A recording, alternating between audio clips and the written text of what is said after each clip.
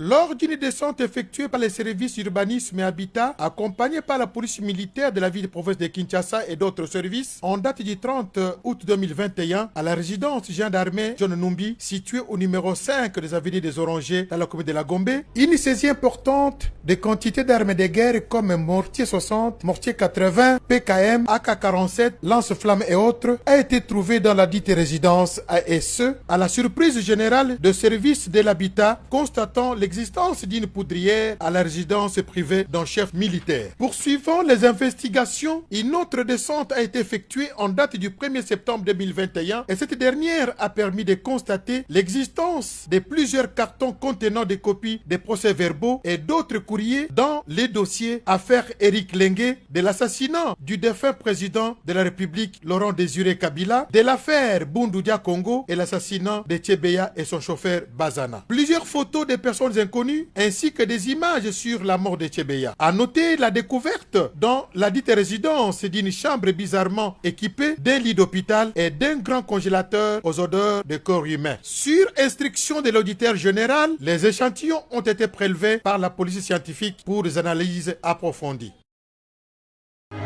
Universel Télévision vous présente les actualités universelles dans tous les domaines. Politique. Le peuple à se tenir prêt au Congo et aussi la terre, on est aussi là. Hippolyte Kanambe a quitté ville Yaki. Azali a la province de Kinshasa. A aucun nulle part. Religion. Si tu as la grâce de Dieu, apprends à te cacher. Ceux qui ont livré Joseph, ce sont ses propres frères. Abonnez-vous massivement sur notre chaîne YouTube Universel Télévision. Aimez et partagez nos émissions. 3 septembre 2021, mesdames et messieurs de partout dans le monde, vous suivez Universel Télévision, nous vous disons bonjour. On a la grande équipe de cette émission. Aujourd'hui, comme d'habitude, la pause des vies est assurée par Junior Mboui. Merci Nabaïnios Balingarbon, le journaliste du peuple, le journaliste patriote. Jofer Mikwete, Napesi Binombote. Grand merci à la mère des opprimés, Maman Kadi Menayame. Orphelin, il y a orphelinat Bomoko Nabiso na commune ya Selembao. Ils te sont pleinement reconnaissants pour le soutien aux Ali Kosala pour la banque qui était Nzambe Alola, le père des orphelins, à Kaniselayo par rapport aux Ali Kosala pour la orphelin. En tout cas, ndeka na zoko bangay moko no kitana Selembao personnellement pour na mona comment est-ce que orphelin wana ya orphelinat Bomoko na biso aux Ali soutenus par Maman Kadi Menayame bazali ko vivre. Grand merci également na Venanga Fili à Salempio na itozaka toujours pio Venanga Fili à Salempio na Pesiombo. Madame Flora Sensona na Pesiombote. Grand merci également à l'homme de Dieu, Motona Nzambe, Motona Moto, Fabrice Mbouy na Pesiombote, Dadou Mengi, le miraculeux Peselanga Mbote na Moïse ya momo na biso tolela yo fort. Ya momo yebisa Chris Mata ke Universal Télévision zali ya bango ba continuer ko partager ko liker ko commenter ba vidéo et ko sala kitoko mingi. Chris Mata, on est ensemble.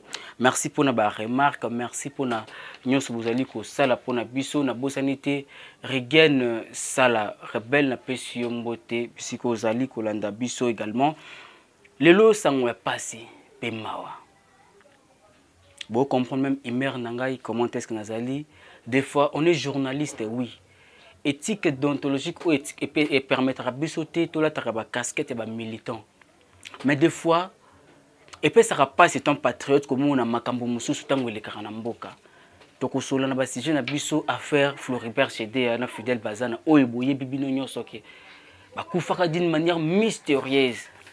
Et voilà que aujourd'hui, ba corps wana pendant que biso tozali ko kokanisaka bango na premier anniversaire disparition na bango deuxième anniversaire ezana batu oyo bavanda ki bazali ko se moquer na ba congolais ezana batu oyo bavanda bazali ko se moquer na famille le pauvre Floribert Chédé azaki bon activiste des droits de l'homme et puis c'est pas si mingi ba image bozali komona comment est-ce qu'on a pu retrouver les corps les cadavres ya activiste des droits de l'homme Floribert Chédé nanda kuya le général, un officier supérieur à Mboka Nabiso, John Numbe, lelo oyo, a porté disparu.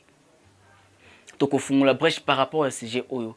Toko c'est légalement affaire aux les kaya mini kuna na province. Tomoni le gouverneur gouverneur Nabiso Théongo Abidi à suspendre l'activité il y a société minière chinois kasi ministre national il y a mine madame Antoinette azo telemela ordre au gouverneur Théongo Abidi apesi par rapport à exploitation illicite illégal c'est que makuna na compagnie minière chinois. Les gouverneurs a sali vidéo pour dire que ils ne savent pas contrôler oyo ba chinois bazo extraire kuna na partie est ya mboka na biso. Et voilà que ministre national Yamin a zoté les ordres wana. On ne sait pas qui a tort, qui a raison. Makambo ngo yangoyo. On a souka to ndenge soukaka. Mutakola ta casquette mabe wana ekozala Félix Antoine Tshisekedi Tshilombo le chef de l'État. Et ça bah c'est auto comme un peu qu'on soit quand analyse parce que ça fait très mal. Bah si j'ai on a un lelo en tout cas ngamo on a vendu na on ba élément par rapport il y a bah si j'ai on a un j'ai mal au cœur. J'ai mal au cœur. Ce qui mboka na biso et que continuer boyer. To wanda ko compter ba régime koleka Kabila ya sali 18 ans à l'équipe. Moi na 20 ans, le loi s'est retrouvé à 38 ans. Le loi au fatia ko ya sata mususu 2 mandats 3 mandats. Moi na 35 ans, au s'est retrouvé mususu na 50 ans et tout ça. Jeunesse au ba prometa ki biso ça espoir peut venir ya lobby. Quand est-ce que jeunesse or ko s'est retrouvé? Quand? Abiloko ya boy. Le procès Matata Mponyo sera jugé publiquement dans les procès à faire sans juge à Vital Kamerhe. Donc actuellement, Congo est à 80 millions d'habitants, plus de 80 millions d'habitants voire même. Mais aujourd'hui, il n'y a que 30% de la population congolaise qui va servir en eau potable et en électricité. Dès lors que tout ça, 13%, il y a réserve d'eau mondiale dans le Congo. Mais Moutema Mabe ya boye pourquoi? Moutema Makasi ya boye pourquoi? De l'autre côté, tout le monde a bavure policière. Les policiers ont commis comme à bout portant sans pour autant qu'ils soient inquiétés. Je fais appel au ministre de l'Intérieur dans le secteur Wana. Ce n'est pas seulement que petit peuple on est face à la torturer pour y avoir civil. Non. Si vous êtes là, si vous occupez ma poste, c'est pour que vous montriez qui mène un petit peuple. On n'est pas chef de l'État. À quoi bon être chef de l'État? Ceux qui mboka, ceux qui n'amboka na yo, peuple azali, on redirige banane. À quoi bon qu'on soit le chef de l'État? Ceux qui ont un peuple été na simana yo. À quoi bon d'être un ministre de l'Intérieur? Ceux qui sécurité na mboka na yo et eux la respecter. À quoi bon? À quoi bon? À quoi bon? À quoi bon être ministre et mine dès lors que ma condition minière et eux la respecter? À quoi bon? Comprenez pourquoi ça fait trop mal.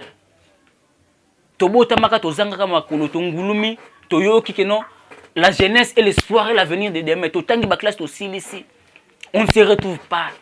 Phénomène bombé à part. Pourquoi? Parce que mes gestions, gouvernement, l'État doit prendre ma responsabilité en main. Quelle est la bonne politique mise en place pour chercher à éradiquer complètement ces phénomènes y a bombé? Et ça mon pépé. Ceux qui vont canaliser en haut, ceux qui vont salir la mobilisation, qui vont conscientiser les jeunes, vont réussir par rapport à phénomène Oyo. Mais tristement, la jeunesse est abandonnée. La jeunesse est abandonnée à rouler la nani. Et tout ça, mutakola ta casquette Oyo et cause à la fatigue. C'est pourquoi moi j'ai toujours l'habitude de dire, on n'improvise pas. Tant que on ne cherche pas à improviser lorsqu'on est déjà au pouvoir. Il faut voir qu'il y a un projet de société, un projet de développement. Une fois que j'aurai le pouvoir, une fois que je serai président, ministre, il faut le mettre en pratique le projet Oyo. Il faut tout le bayango. Les 32 ans de Mobutu, ils ont le pouvoir improviser. Les 18 ans de Kabila, les 2 ans de Musée Laurent Désiré Kabila. Ils ont improvisé. Le projet, le programme Oyo, ça n'a pas tenu debout. Il y a les autres qui continuent à rythme. Kabila le fils est venu, meurtre n'a pas meurtre, crime n'a pas crime. Il est parti, aujourd'hui ça continue. Pourquoi cette perpétuité, il y a meurtre et crime dans le Canabiso? Et ça c'est une malédiction pour nous. Il y a continuer et ça c'est une malédiction pour nous. D'avoir toutes ces richesses, on dit que pourquoi?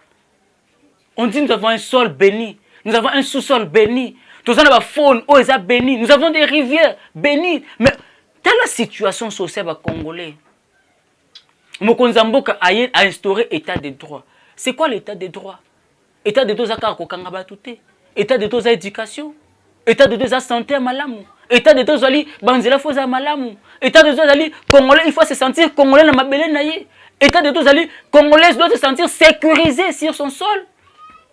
C'est ça même la valeur d'être congolais. C'est ça. Biso loba jeune, bilonge comme magui gui. Autant la jeune il y a 20 ans, 30 ans, abimi oyo et konda kingo aba kolobate. Pourquoi? Parce que conditions sociales et répondre té.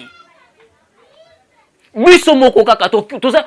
Nous avons cette capacité là, cette possibilité là. Il y a qu'on crée ba usine de transformation. Les autres comme on a marché na biso, on devrait nous-mêmes raffiner nos minerais. Mais comme on va créer une raffinerie en Rwanda. Pourquoi? Parce que nos minerais doivent transiter par Rwanda. Rwanda va faire un traitement, Rwanda va faire. Et puis, qu'est-ce qu'ils feront de ces déchets? Ils bénéficient de ma casse de déchets. Ceux qui écoutent les Chinois, ils vont faire des bébés dans la Chine. Ils vont faire des écorces, des poissons, des étés dans la Chine. Ils vont faire des convois mobimba. C'est parce qu'ils savent comment est-ce qu'ils vont bénéficier, ils vont tirer profit. Dans ces déchets, ils vont faire des déchets. Et en retour, qu'est-ce que la population gagne? Qu'est-ce que le Congo gagne? Tout ça, pays oyo, naturellement, nous sommes follement bénis de Dieu. Nous avons richesse na biso. Mais nous avons un bilan, budget na biso, et ça, moins de 10 milliards de dollars. Oh, particulièrement, plus de 10 milliards na compte na bango. Les gens qui ont travaillé avec Kabila, ils ont plus de 10 milliards na compte na bango. Mais le pays continue toujours à sombrer. Les sociétés congolais continuent toujours à sombrer. Où est cet esprit de patriotisme au Ngalobaka? À un certain niveau, à un certain moment, il faut se sacrifier à un sentiment. Il y a un parti politique pour sauver les sentiments patriotiques. À un certain moment, nous devons éliminer, tuer. Quand je dis tuer dans le sens figuré, que notre Kobomati, mais il faut tout l'esprit autorité morale. Tout garder l'esprit patriotique. Nous devons être des vrais patriotes. Surtout c'est pourquoi? Parce que nous manquons à nous cet esprit. Cet esprit à patriotisme. Nous devons être des vrais patriotes. Tant que le ministre de la Santé, il y a plus de 80 millions de Congolais et de pentes en Angaï. Et tu n'as pas le droit à improviser par rapport à la santé des Congolais. Tu as tout intérêt à élaborer un programme, un projet. Et peu importe les pandémies, d'une manière inattendue. Que nous soyons prêts déjà par rapport à ça. Mais nous sommes toujours surpris. Et puis à la fin, les grands Congo que nous sommes, aide par rapport à Bisso. Mais ils nous viennent en aide. Pourquoi? Parce que nous avons des dirigeants. Ils improvisent des programmes.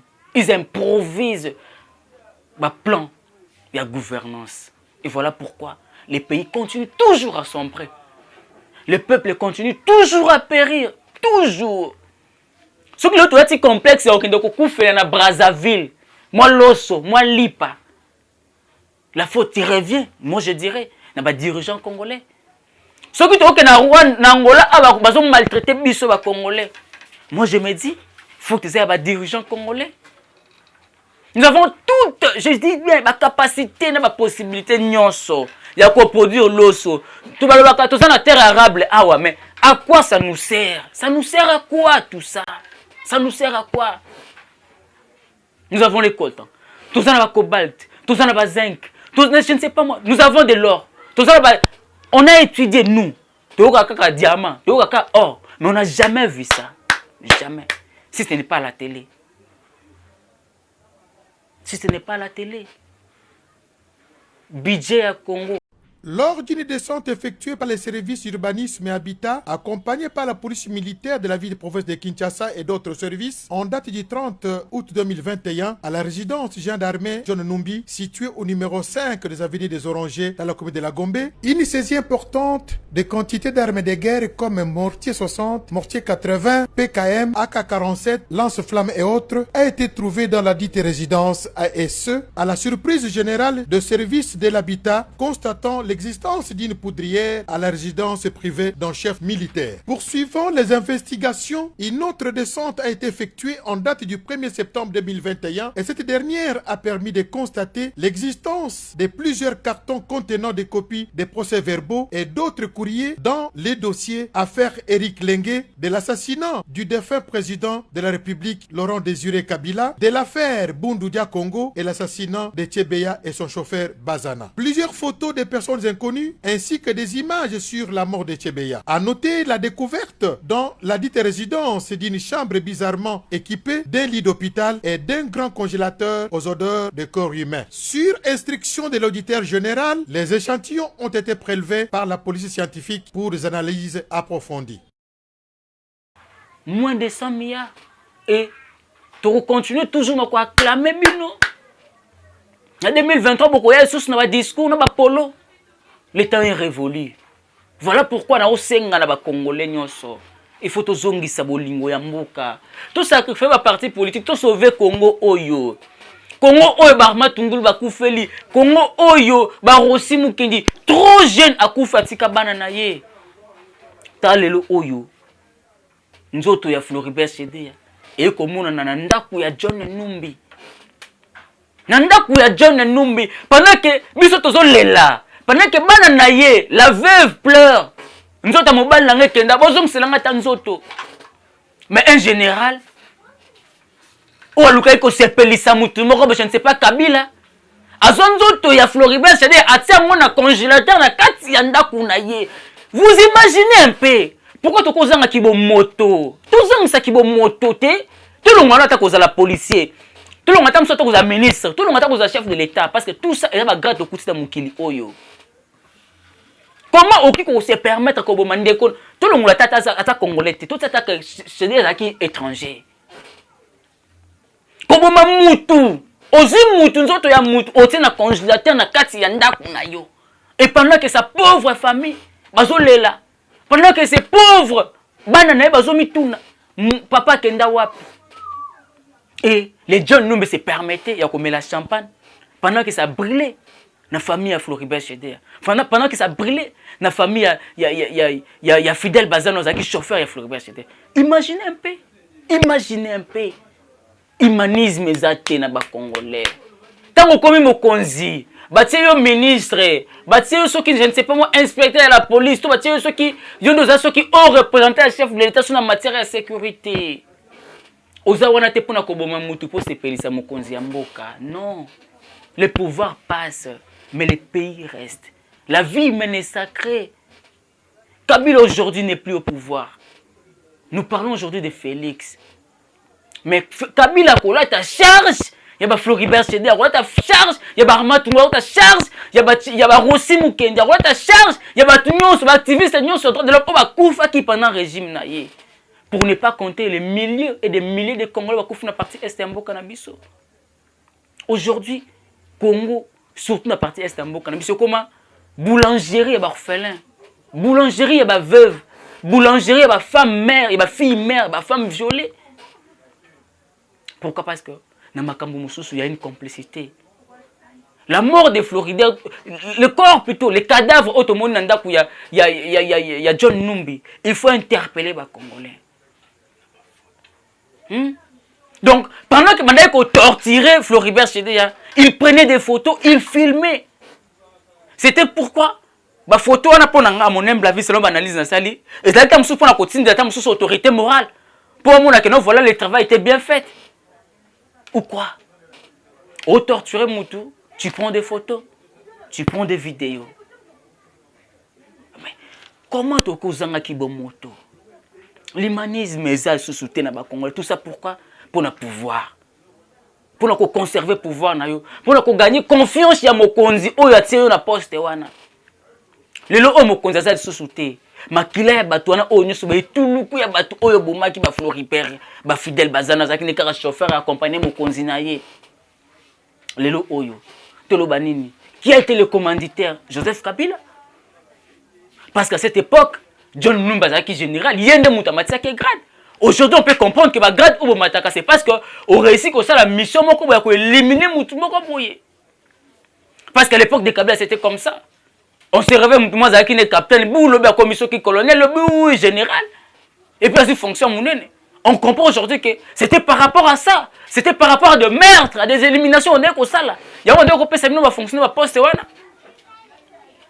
Nous devons être des vrais patriotes. Qui vont moto et son akati na biso. Quand nous transpirons comme ça, c'est parce que et ça n'est pas si. N'amitié, tant que tu as une vidéo, tu as une photo, il y a Floribert Chédé, il y a frigo, il y a congélateur, il y a John Numbi. N'amitié na place il y a moi naye. Oh, Akima Kenda Angola. On a eu à faire des émissions avec son fils. Tout ça, les émissions, moi, naïe, na ba naïe. Na mission na place, il y a la pauvre, la veuve. Moi aussi, il y a Floribert. Na mission na place, il y a Bandeko, il y a Floribert. Na mituni. Motema oyo. Balongola motema kibo moto. Wazi ya kibo nyama. Ya ba meurtrier, batie na kati na bango. Kaka pona bokonzi. Et, babloko ya boye. Moi, personnellement, je vais demander au chef de l'État. Si seulement il y a des accords Oyo pour protéger Kabila, Namboka Oyo, cet accord doit être abrogé. Accord, il faut passer l'ango. Kabila doit être jugé à Wana Congo. Et puis, va interpeller l'ancien ministre de la justice. L'ancien ministre de la justice, il doit être interpellé. Il doit être interpellé. Ils doivent, parce que ça qui va changer qui va zala kiwana. Et ça qui Susunani à cette époque ministre de la justice Luzolo Bambi, tu dois être interpellé. Je ne pense pas que maître ya Floribert ezala kaka orchestré par Batumoro non, ezala qui chaîne. Pour ce qui est pété, n'a vu que non et sous la justice. Le ministre de la justice a reconnu qu'il atténuer pour que Makambo ne kende boy. Donc, à mon humble avis, Luzolo Bambi doit être interpellé. Joseph Kabila également, dossier où il y a Floribert, il faut pas qu'il s'en charge naïe. Puisque John Numbi a Kimi, comment est-ce que John Numbi a Kimi Mboka a se retrouvé les bandes pendant qu'ils avaient un dossier où ils ont déjà la justice par rapport à naïe. Et à cette occasion, Tromitou n'a pas. C'est que Kalev Moutong, le chef du service de renseignement ANR, il n'est pas inclus dans le cadre de Makambo. Ils ont des secrets d'État.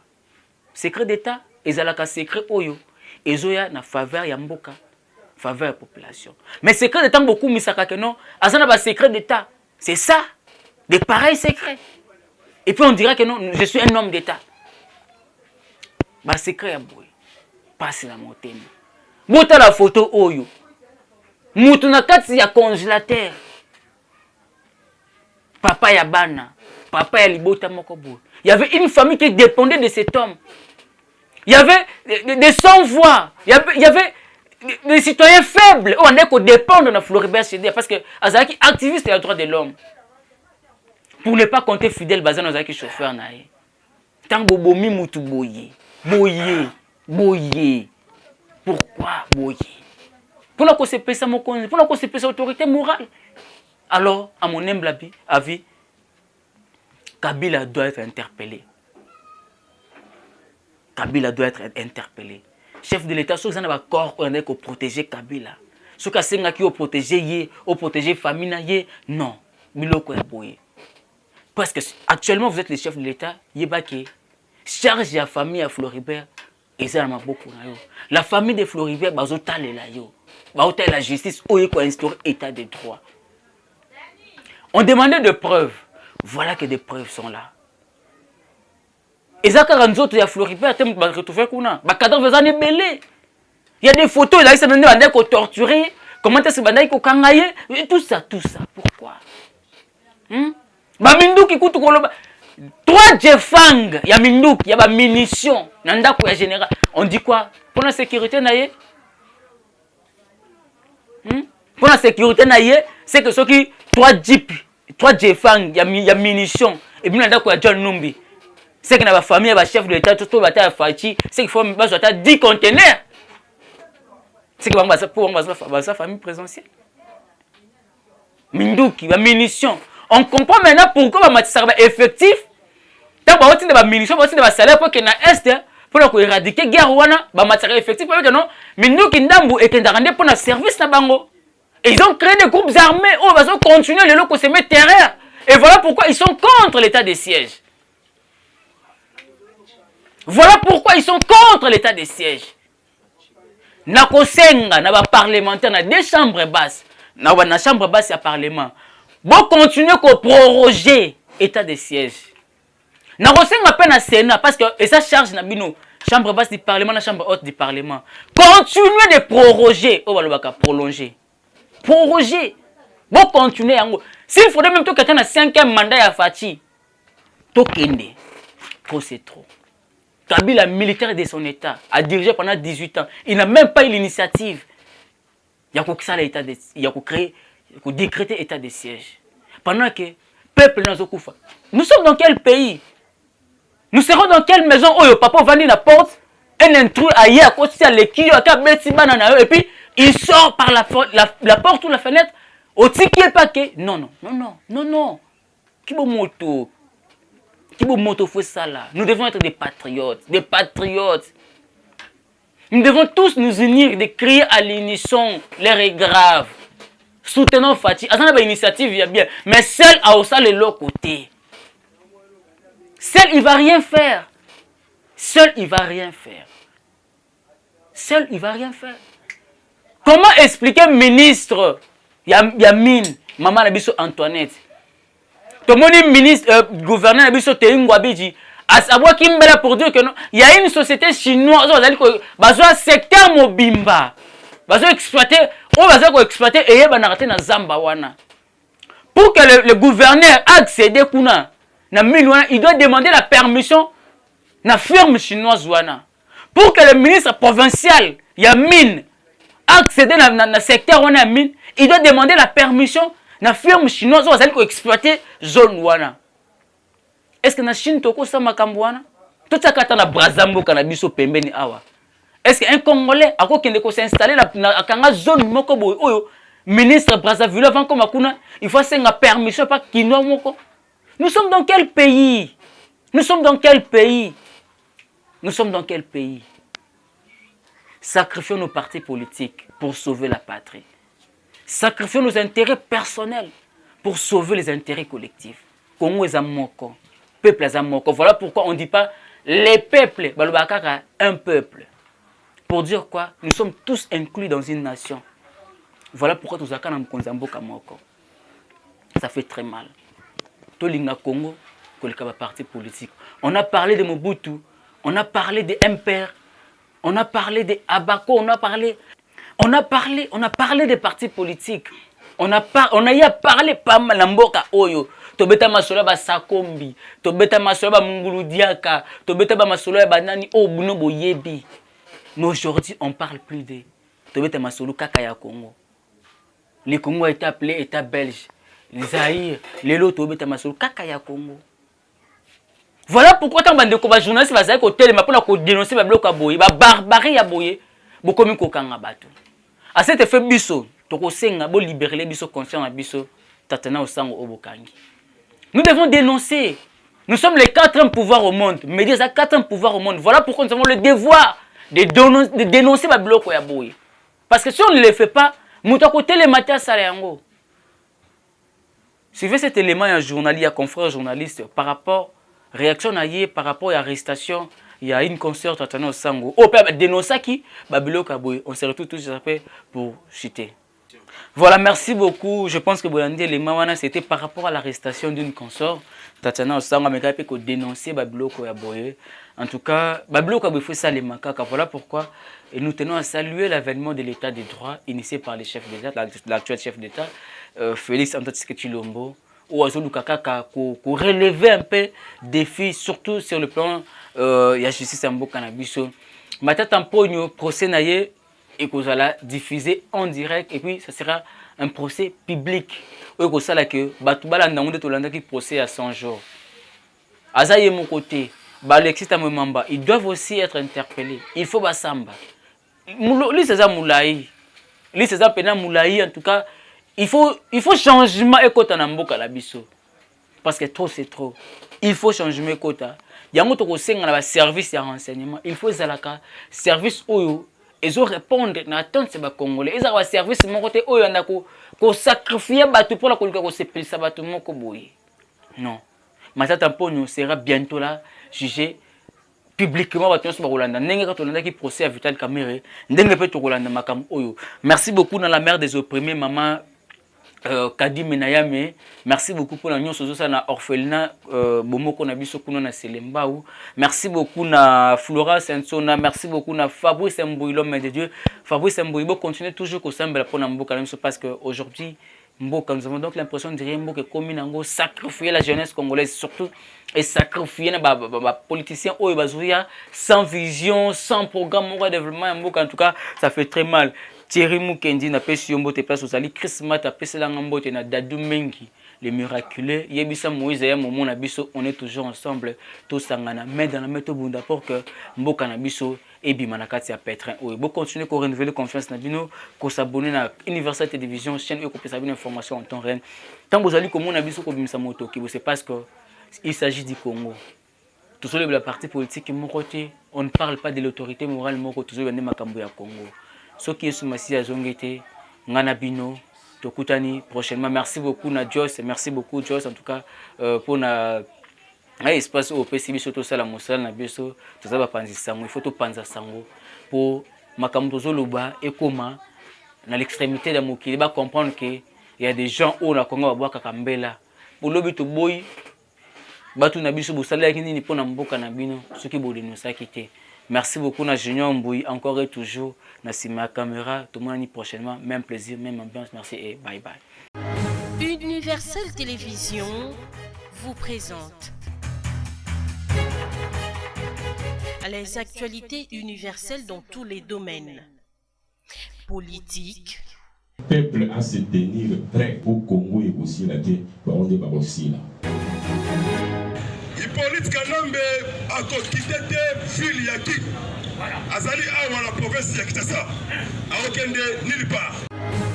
Culture. Nayebi ke fona kata masasamba, nayebi fona kata likinya, nayebi fona mosoponje, nayebi ke yabi logo fona longola ngo chaque temps avant abima. Okata nini? Mais soponje. Nani? Na likinya. Religion. Si tu as la grâce de Dieu, apprends à te cacher. Ceux qui ont livré Joseph, ce sont ses propres frères. Et social. Abonnez-vous massivement sur notre chaîne YouTube Universal Télévision, aimez et partagez nos émissions.